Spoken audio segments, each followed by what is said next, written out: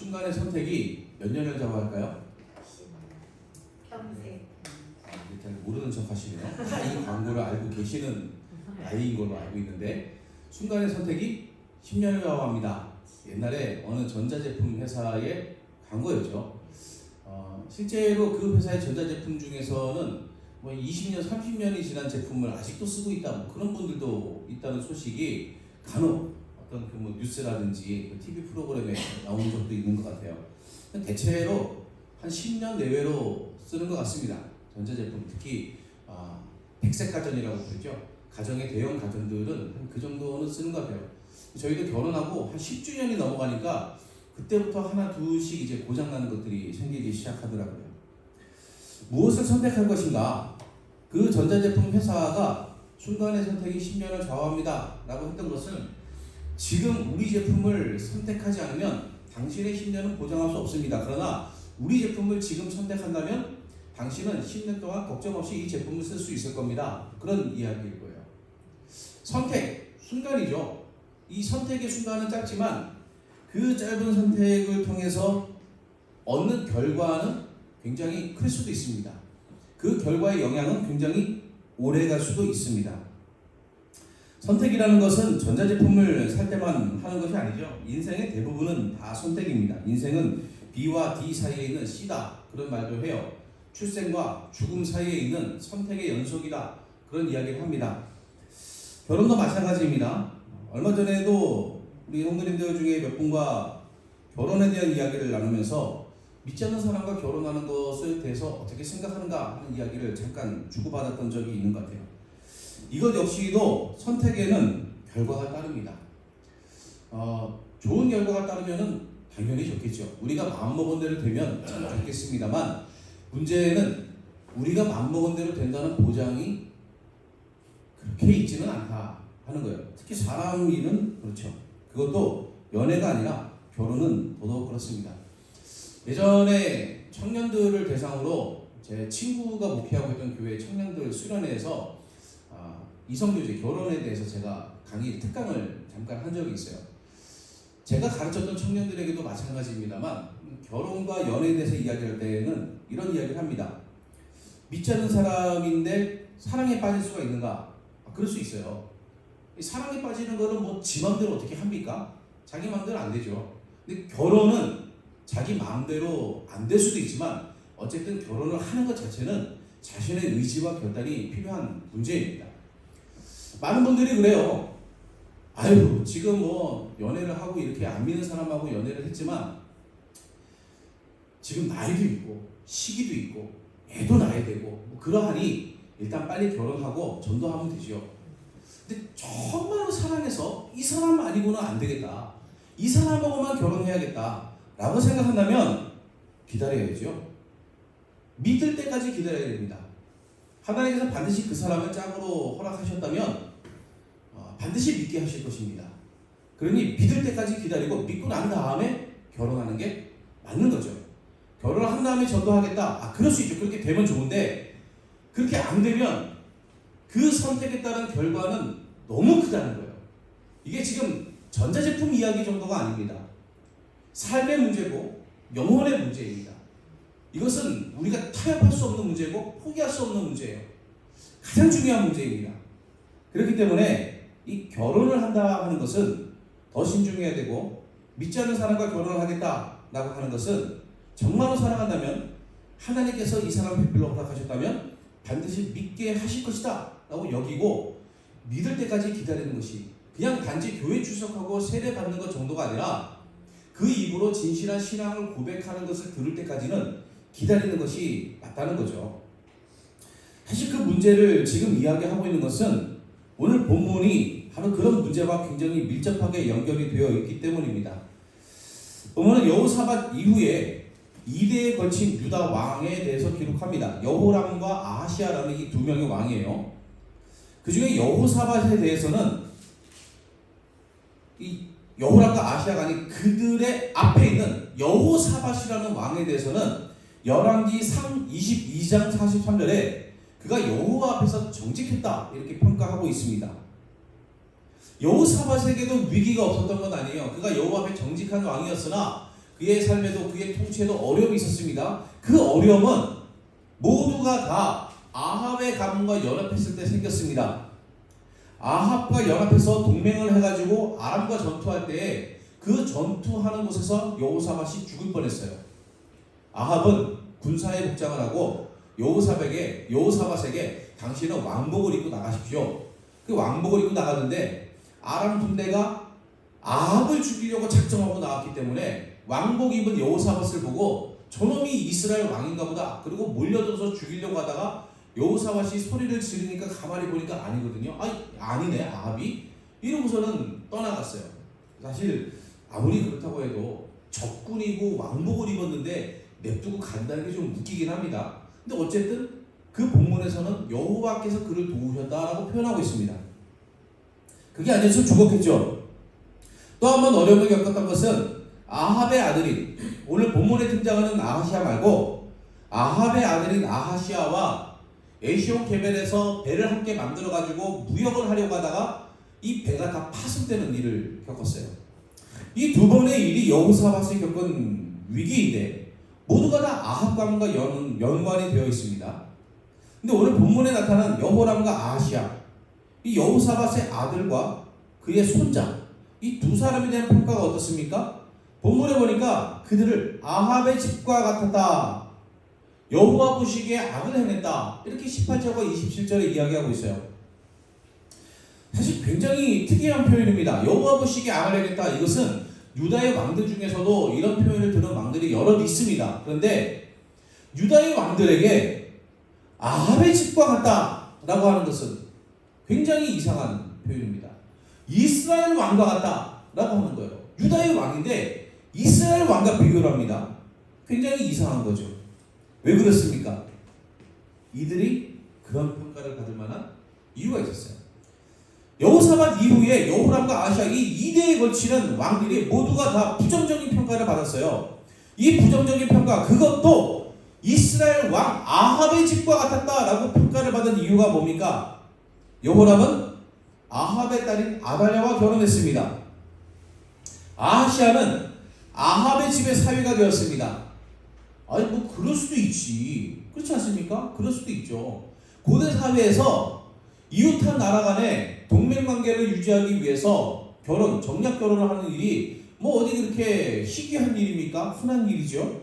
그런데 본문의 18절에서 여호람에 대한 부정적인 평가를 할 때 그가 아합의 딸과 결혼하였습니다. 이유라는 거예요. 그게 이유라고 표현하고 있는 겁니다.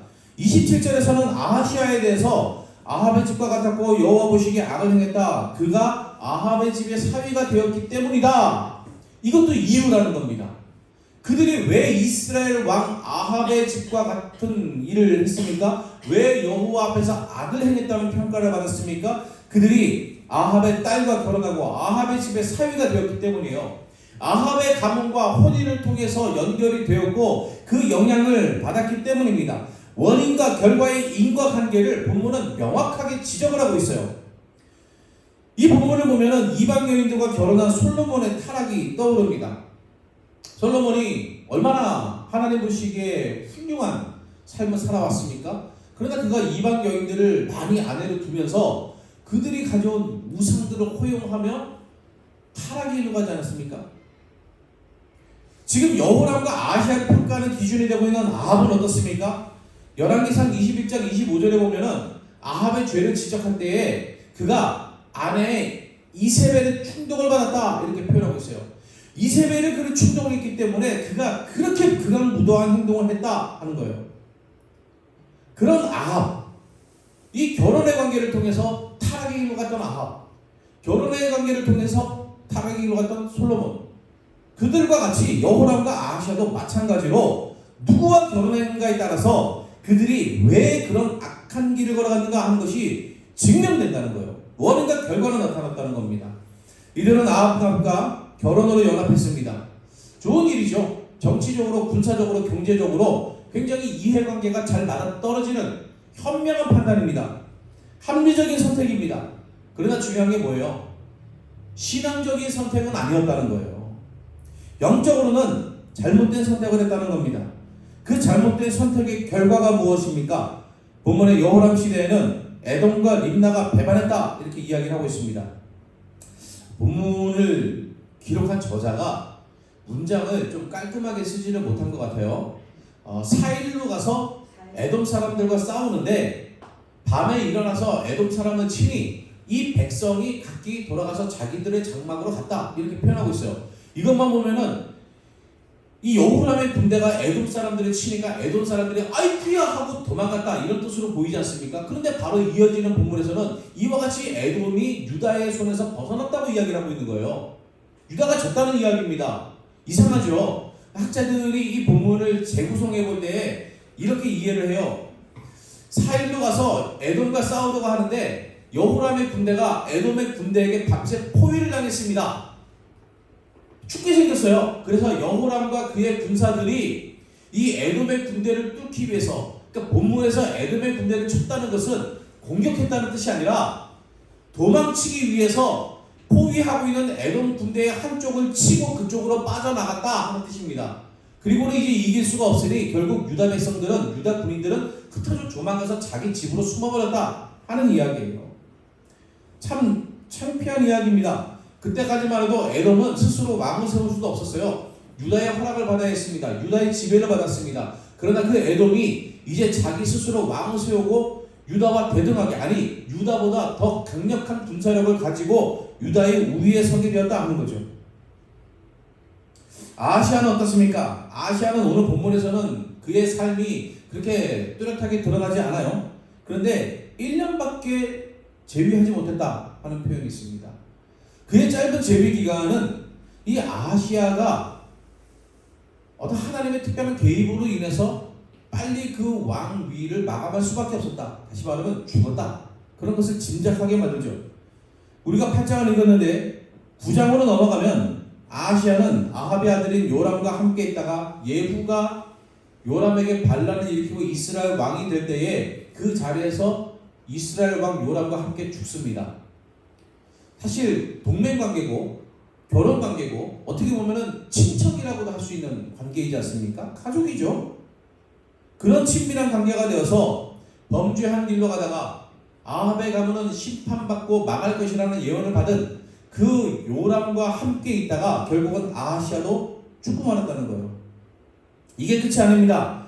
아하시아가 죽은 이후에 그의 어머니인 아달랴, 즉 아합의 딸인 아달랴가 구테타를 일으켜서 다윗의 자손들을 다 죽여버립니다. 왕의 후손들을 다 죽여버려요. 그래서 다윗의 자손의 왕조가 끊어질 뻔했습니다. 이게 열왕기하 11장에 나타나는 이야기예요. 그리고 아달랴 자신이 여왕이 됩니다. 자신이 최고 권력자가 돼요.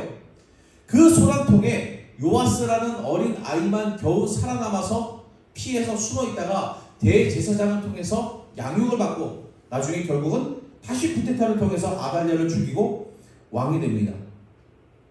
이 요아스만 살아남았다는 하나님의 은혜로 그가 살아남은 일이 아니었다면 아달랴의 구테타로 더 끔찍한 결과가 있지 않았겠습니까? 그로 말미암아 유다는 더 끔찍한 길로 가지 않았겠습니까? 본문은 이렇게 이야기를 해요. 19절에 보면은 하나님께서 유다를 멸망시키지 않으실 이유는 다윗과의 언약을 생각하셨기 때문이다. 그 이야기는 무엇입니까? 하나님께서 다윗과의 언약을 생각해서 봐주지 않으셨다면 유다는 여호람과 아하시아 시대에 망해도 싸다 하는 이야기예요. 멸망할 만한 상태였다 하는 이야기입니다. 종종 그런 이야기를 하시더라고요. 배우자로 어떤 사람을 원하십니까? 또 자녀의 배우자로 어떤 사람을 원하십니까? 교회 직분자들은 당연히 믿음을 이야기합니다. 아우 목사님 믿음 좋으면 됩니다. 믿음 좋으면 다 되죠. 청년들한테도 물어봐요. 너는 어떤 배우자를 만나고 싶니? 배우자 기도를 어떻게 하고 있니? 아우 믿음 좋으면 되죠. 그러니까 그 청년한테 물어봅니다. 우리 청년부에 믿음 좋은 청년들이 많이 있는데 왜 너는 여기서 사귀지 않니? 믿음 말고도 조건이 솔직히 많잖아요. 믿음은 어떻게 보면은 다른 조건이 다 갖추어졌을 때에만 의미가 있는 것이 아닐까 하는 생각이 들 때가 있어요. 믿음이 정말 좋은 청년인데 아유 생긴 게 많아요. 믿음이 정말 좋은 청년인데 집안이 별로예요. 가난해. 직업이 형편없어요. 성격이 좀 안 맞는 것 같아요. 물론 그런 게 다 중요합니다. 결혼하는데 어떻게 그런 거 생각을 안 할 수가 있겠어요. 그런데 믿음만 좋으면 된다고 했잖아요. 일단 믿음이 좋아야 되고요. 이런 조건이었으면 좋겠습니다. 이렇게 얘기해야죠. 처음부터. 근데 분명히 물어볼 때는 믿음만 좋으면 됩니다. 믿음이 제일 중요하죠. 그래서 믿음 좋은 사람을 소개해주면 뭐가 안 좋고 뭐가 안 좋고 뭐가 안 좋고 다른 조건들이 다 맞으면 그 맞는 사람 중에서 믿음 좋은 사람. 솔직히 그렇잖아요. 그렇게 생각하잖아요. 근데 결혼만 그렇습니까? 결혼만 그런 게 아니라 일상에 우리가 선택하는 모든 일들이 다 그렇지 않습니까? 우리가 신앙으로 선택한다고 합니다. 하나님이 기뻐하시는 선택을 하고 싶습니다. 하나님의 뜻을 따르고 싶습니다. 근데 진짜로 하나님의 뜻을 따르냐는 거예요. 정말 하나님의 뜻을 따릅니까? 실제로 기준은 어떻습니까? 신앙으로 선택한다는 그 기준이 유일한 기준이요 가장 중요한 기준이 아니라 다른 조건 다 갖추어지면 그때 생각하는 기준이 되고 있지 않냐는 거예요.